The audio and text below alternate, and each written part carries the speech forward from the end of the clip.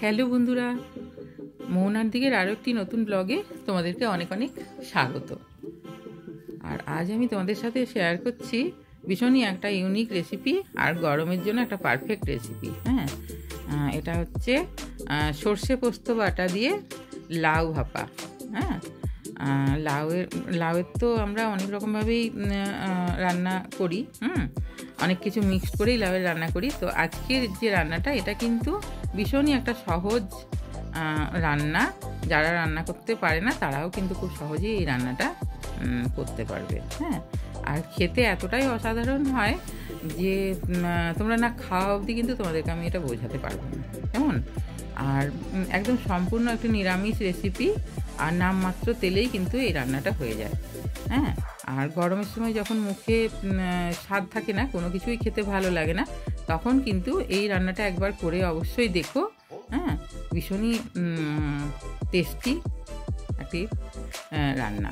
তো তোমরা অবশ্যই আমার এই রেসিপিটা দেখার আগে একটা লাইক দিয়ে অবশ্যই দেখাটা শুরু করো। হ্যাঁ, তো প্রথমে দেখো আমি নিয়েছি এখানে সর্ষে, পোস্ত আর কাঁচা লঙ্কা। এটাকে পেস্ট করে নেবো, মিহি পেস্ট। হ্যাঁ, আর এখানে লাউটাকে ভালো করে ধুয়ে তারপরে গ্রেট করে নিয়েছি। এই যে পেস্ট করা হয়ে গেছে আমার সর্ষে, পোস্ত, কাঁচা লঙ্কার। হ্যাঁ, আর তারপরে একটা কড়াই বসিয়ে তার মধ্যে আমি যে গ্রেট করা লাউটা ছিল সেটা দিয়ে দিলাম। আর এখানে কিন্তু আমি কিন্তু কোনো তেল কিন্তু এখনও দিইনি। হ্যাঁ, তেলটা কিন্তু লাগবে না এখন দিতে। এখন শুধু লাউটা দিয়ে তারপরে নেড়ে চেড়ে রান্না করতে হবে। হ্যাঁ, আর লাউয়ের জলটা কেউ মনে করলে কিন্তু ফেলেও দিতে পারে চিপে, কিন্তু এখানে লাউয়ের জলটা ফেলে দিলে কি বলো তো, এটা লাউয়ের যে গুণাগুণটা সেটা কিন্তু থাকবে না, আর লাউয়ের টেস্টটাও অনেকটাই নষ্ট হয়ে যাবে। সেই জন্য এখানে লাউয়ের জলটা থাকতে দিতে হবে। আর তার আমি দিয়ে দিলাম আন্দাজ মতো নুন। হ্যাঁ, নুনটা একটু বুঝে শুনে দিতে হবে, কারণ লাউটা তো রান্না হওয়ার পরে একেবারেই কমে যাবে, সেই জন্য। দেখো নুনটা দিয়ে তারপর আমি এটাকে একটু ঢাকনা বন্ধ করে সেদ্ধ করে নেবো, কারণ এই রান্নাটাতে কিন্তু আমি আলাদা জল আর কোনো এক্সট্রা জল আর এখানে ইউজ করব না। ওই সর্ষে পোস্ত বাটায় যেটুকু জল লাগবে ওইটুকুই। হ্যাঁ, তো দেখো একটু ঢাকনা বন্ধ করে দিয়েছিলাম যাতে লাউটা সেদ্ধ হয়ে যায়। হ্যাঁ, এবারে ঢাকনা বন্ধ করার পর জলটা, লাউয়ের জলটা আবার বেরিয়েছে আর একটু। এই জলটাকে কিন্তু একদম শুকনো করতে হবে নেড়ে নেড়ে। হ্যাঁ, আর আঁচটা লো টু মিডিয়ামেই রাখতে হবে, কারণ পুড়ে গেলে তখন কি বলো তো, টেস্টটা খারাপ হয়ে যাবে লাউয়ের, আর কালারটাও চেঞ্জ হয়ে যাবে।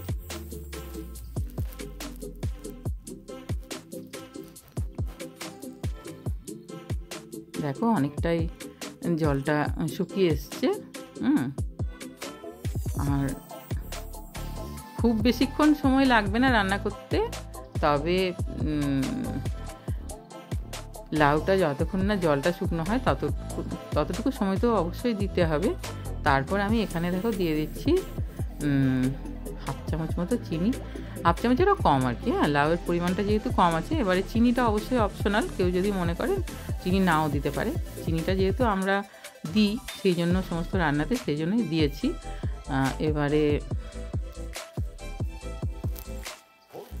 চিনিটা দিলে একটা টেস্টটা, মানে টেস্টের ব্যালেন্সটা ঠিকঠাক থাকে আর কি। হ্যাঁ, এবারে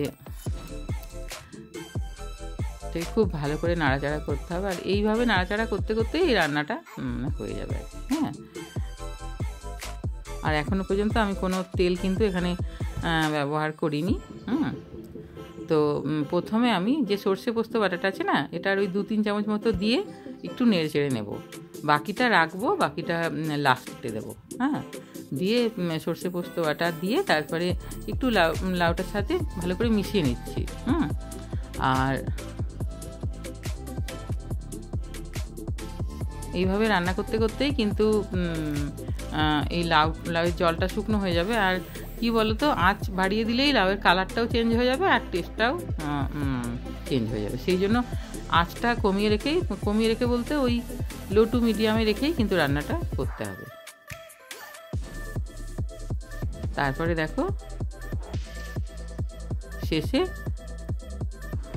বাকি যেটুকু ছিল সর্ষে পোস্ত বাটা সেটা দিয়ে দিলাম, আর ওই মশলার বাটি দেওয়া একটু জল দিয়ে দিলাম। হ্যাঁ, আর কোনো জল এখানে দিতে লাগবে না। দিয়ে তারপরে এটাকে খুব ভালো করে লাউয়ের সাথে মিশিয়ে নিতে হবে সর্ষে পোস্ত বাটাটা।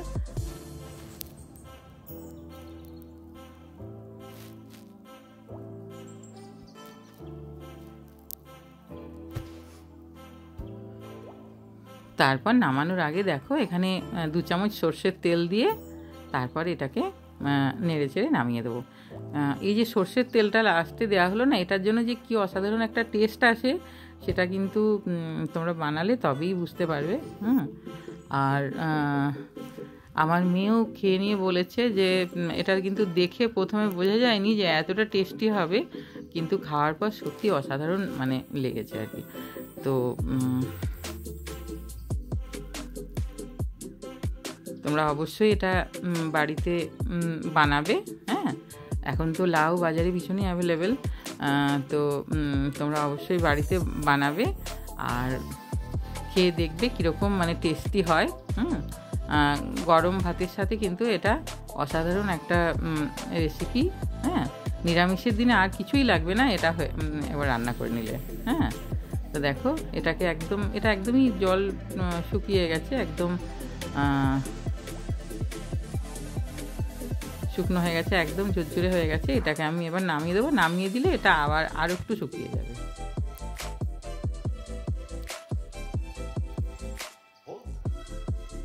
আর এই যে লাউয়ের যে সর্ষে পোস্ত দিয়ে লাউ ভাপার এই রেসিপিটা, হ্যাঁ, এটা তোমাদের যদি ভালো লাগে তাহলে অবশ্যই একটা লাইক দিয়ে দিও, কমেন্ট করো আর বন্ধুদের সাথে শেয়ার করো।